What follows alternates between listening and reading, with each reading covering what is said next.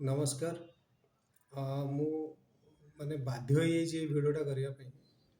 କାହିଁକିନା ଯେତେବେଳେ ଆପଣ କୌଣସି ବି ଗୋଟେ ଫେସବୁକ୍ ଦେଖିବେ ୟା କୌଣସି ୟୁଟ୍ୟୁବ୍ ଦେଖନ୍ତୁ, ସେହି ନ୍ୟୁଜ୍ ମାନେ ଘିସା ପିଟା ନ୍ୟୁଜ୍ କରିକି ମାନେ କହିବାକୁ ଖରାପ ଲାଗୁଛି।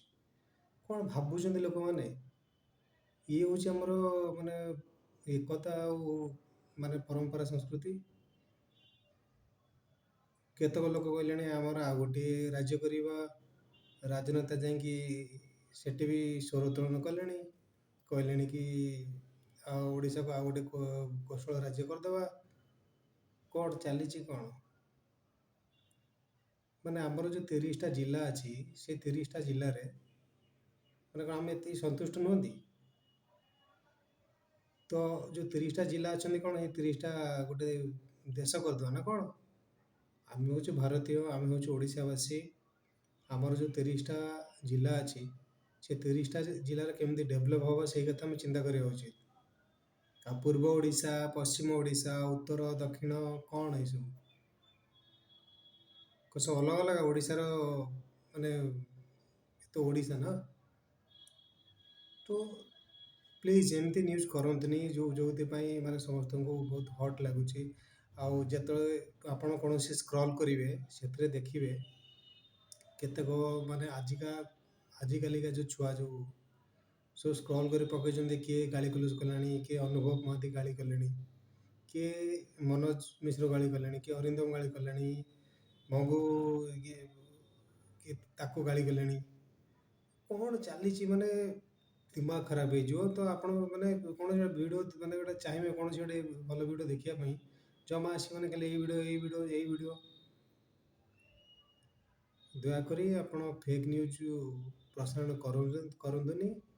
ତା ସହିତ ମୁଁ ଆପଣମାନଙ୍କୁ କହିବି, ଆପଣଙ୍କ କୌଣସି ଯେଉଁ ଭାବୁଛନ୍ତି କି ଓଡ଼ିଶାକୁ ଭାଗ କରିଦେଇ ଗୋଟେ କୋଶଳ ରାଜ୍ୟ କରିବା, ସେ କଥା ଭୁଲି ଯାଆନ୍ତୁ।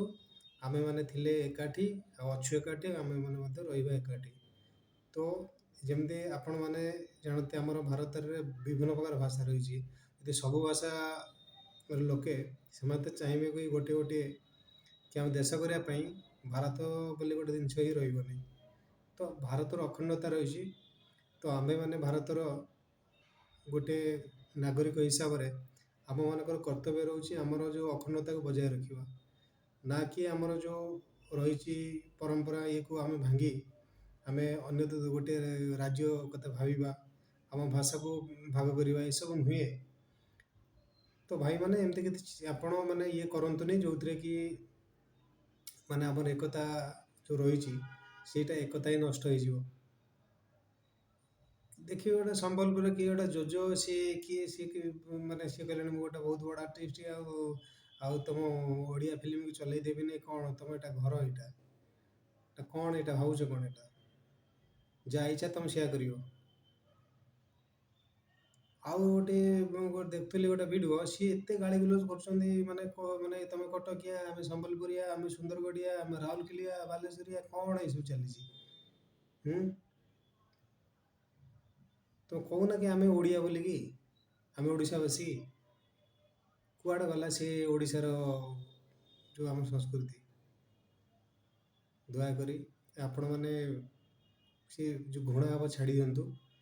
ଆମେମାନେ ଥିଲେ ଏକାଠି, ଆମେ ରହିବା ଏକାଠି। ଆଉ ଭାରତ ଯେମିତି ଆମର ମାନେ ମହାତ୍ମା ଗାନ୍ଧୀ କହିଥିଲେ, ଜାତି ଧର୍ମ ବର୍ଣ୍ଣ ନିର୍ବିଶେଷରେ ଆମେ ସମସ୍ତେ ଭାରତୀୟ। ତ ଜାତି ଧର୍ମ ବର୍ଣ୍ଣ ନିର୍ବିଶେଷରେ ଆମେ ସମସ୍ତେ ବି ଓଡ଼ିଶାବାସୀ। ତ ଆମେମାନେ କାହାକୁ କୌଣସି ଜାତିକୁ ୟା କୌଣସି ଧର୍ମକୁ ଆମେ ନିନ୍ଦା କରୁନୁ।